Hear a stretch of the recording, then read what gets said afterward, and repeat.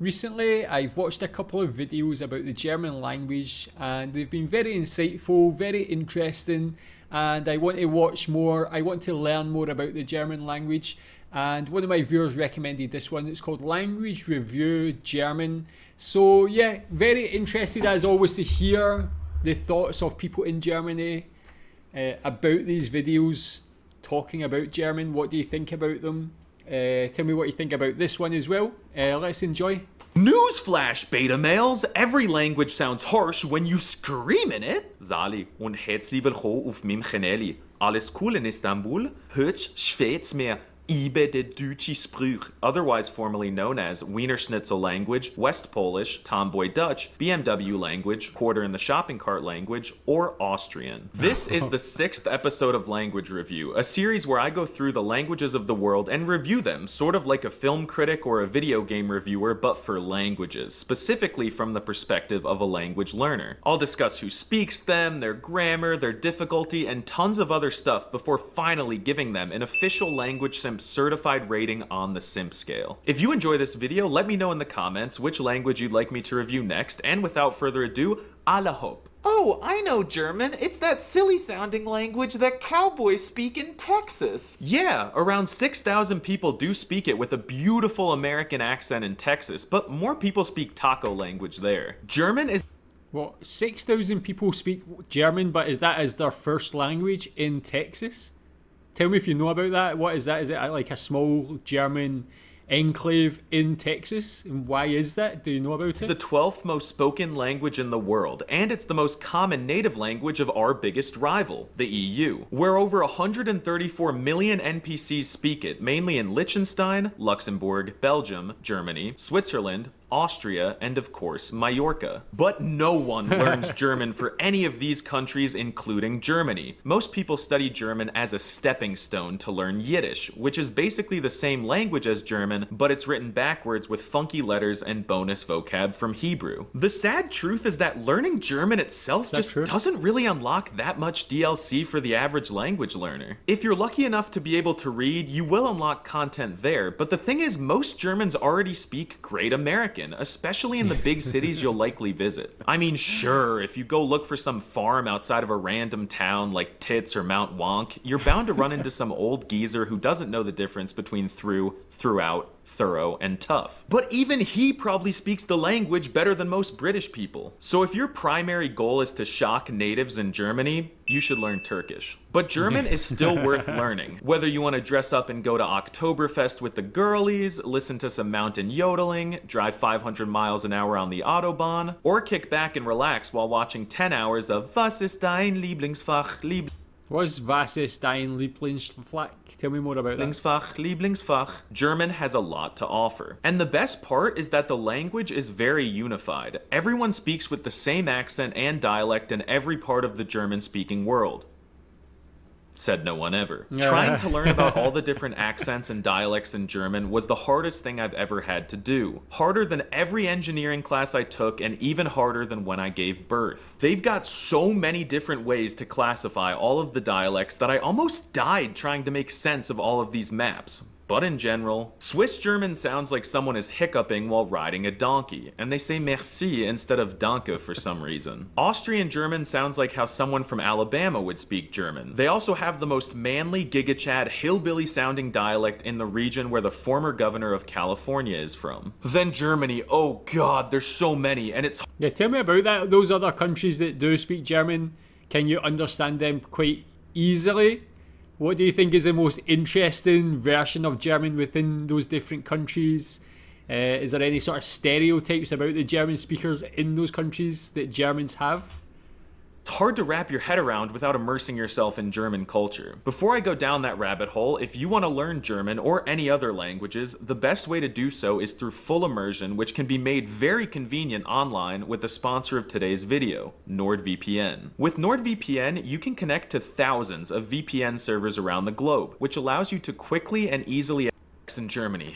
Buckle up. There are two major overarching dialects of the language in Germany. They're called Low German and High German. And I hate this distinction because Low German is spoken high up on the map and High German is spoken lower. It makes 0 sense. Why is There's that? also Middle German, but no one pays attention to that. High German, or Hochdeutsch, is the standard Hochdeutsch. German spoken on television that's forced into students' minds all around the world. Within High German, there's a dialect called Bavarian, which they might as well just call Austrian. Also, there's Alemannic, which is adorable and spoken by kind hillbillies who make their words sound adorable. One subdialect of Alemannic is called Badish, and it is by far the greatest and most beautiful dialect of any language in the world. Middle German is quite forgettable, except for Saxon, which sounds like how cartoon characters speak, and it's spoken in this region that's basically the Florida of Germany. Low German is spoken by fishermen, and it's basically a completely different language. But unfortunately, all of these dialects are slowly dying due to TikTok standardizing the accents of the German youth. Now let's talk about the alphabet. The German language uses a stolen version of the American alphabet, which in this case is fine. We stole the hamburger from them, so now we're even. But a few hundred years ago, the Germans added a new letter as DLC into the language, and I must admit, it's awesome. It's called the Eszett, and it makes a sharp S sound, but it looks like an uppercase B that's open for business. After a minute, I see the letter 3 with emo hair, and after a half hour, I see the top half of a beautiful pregnant woman. And the Swiss don't use this letter, and I can't think why that would be, so they must just hate pregnant women. But admittedly, it looks really out of place in words. Like, it just doesn't look like it belongs there, and it sticks out like an American tourist in Europe. And the Germans commit the egregious sin of tainting our wonderful vowels by adding nostrils on top of a few of them. They're called umlauts, and they can be used to change the sound of the vowel or distinguish between two otherwise identical words. Like, this means humid, while this means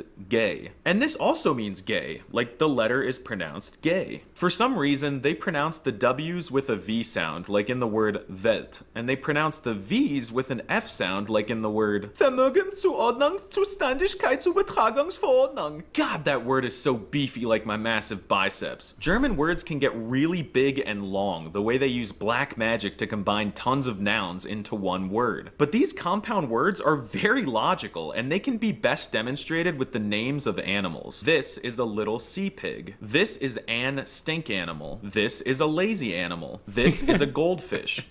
Shit, we do that too. This is a spike pig. This is a Nile horse. And this is a flying object. Both American. Yeah, that was the one I seen on one of the previous videos. I think that's one of my most interesting recent finds about German is the names and how literal they are.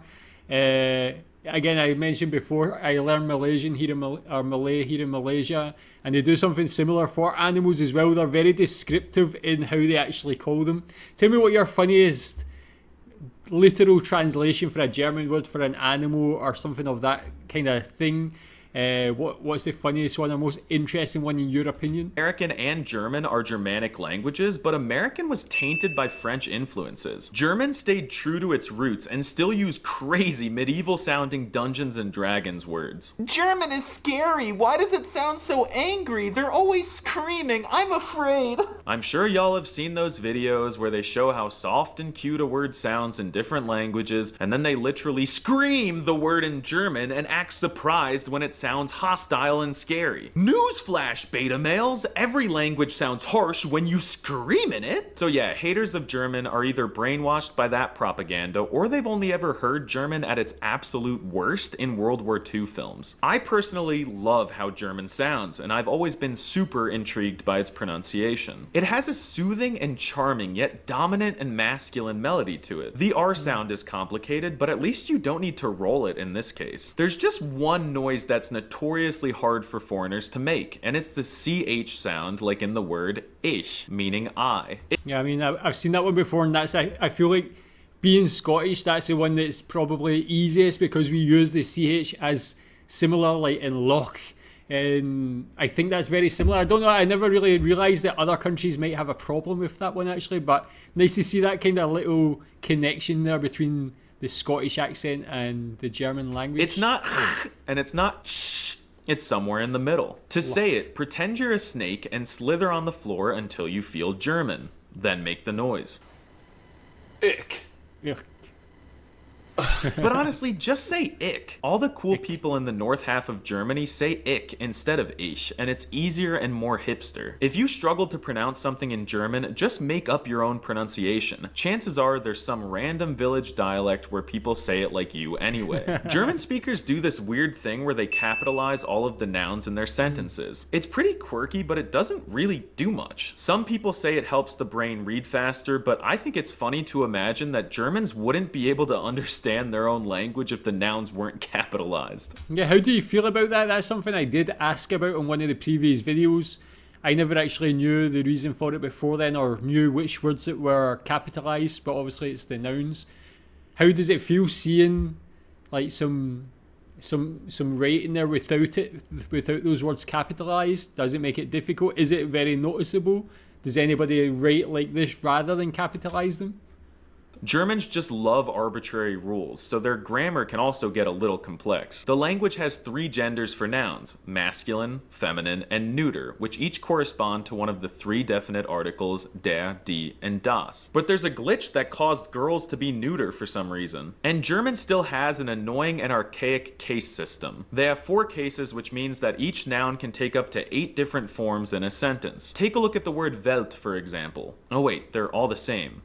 Okay, this is easier than Russian, but the cases are really bad with the personal and possessive pronouns. Why can ihr be the second person plural nominative pronoun, the third person feminine dative pronoun, the third person feminine possessive pronoun, the third person plural possessive pronoun, and the second person courtesy possessive pronoun? How do you keep track of that? Something I love though is how they often put verbs at the end of the sentences because it builds so much suspense. You have to wait for the verb, and I'll give you an example of what it would be like in American so that you can understand. I want innocently in a McDonald's parking lot at 3 a.m. with your mom under the glowing moonlight while it's raining and the frogs are croaking and the grill's a sizzling to dance. Now it's time to talk about shock factor. How will German speakers react to you speaking their language as a foreigner? To be honest, this is really not a language you learn to impress native speakers. If you speak German to a German and they smell even a milligram of an accent or hesitation coming out of your mouth, they'll switch to American. You could be the most Indonesian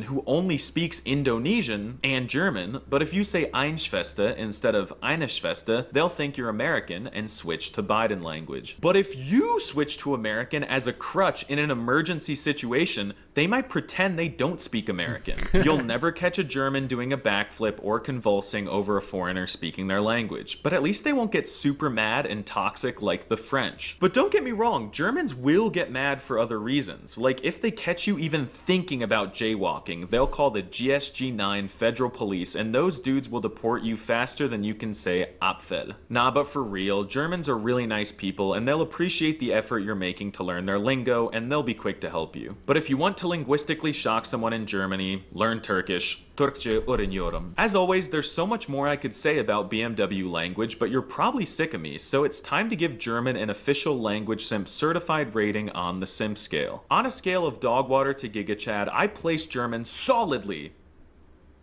in the alpha tier. I genuinely love the way it sounds, and it's relatively easy for a native American speaker. But the little to no shock factor kinda brings it down a little for me. I just like shocking natives and filming them without their permission way too much. At least trying to speak German in Germany isn't as useless as trying to speak Dutch in the Netherlands. Let me know which language I should review next in the comments. Do svidania. Okay man, very good. So yeah, I guess the advice there is if going to Germany, just to learn at least some German to get you to the point where Germans start speaking English to you rather than just going there just expecting everybody to speak English. But yeah, very good again, very insightful again. It's like really cool. I agree with him. I love listening to the German language. Again, being from the UK, growing up you always have this stereotype and people say how German is very aggressive and it gets a bit of a bad reputation, but for me, yeah, I love it man. I think it's a great language. As I said, it can sound very differently depending on who's actually speaking it, I guess where they're from in Germany, and yeah, it's a very interesting language. Tell me what you think about this one. What do you think about your rating, and yeah, tell me any other interesting things about German. Thanks.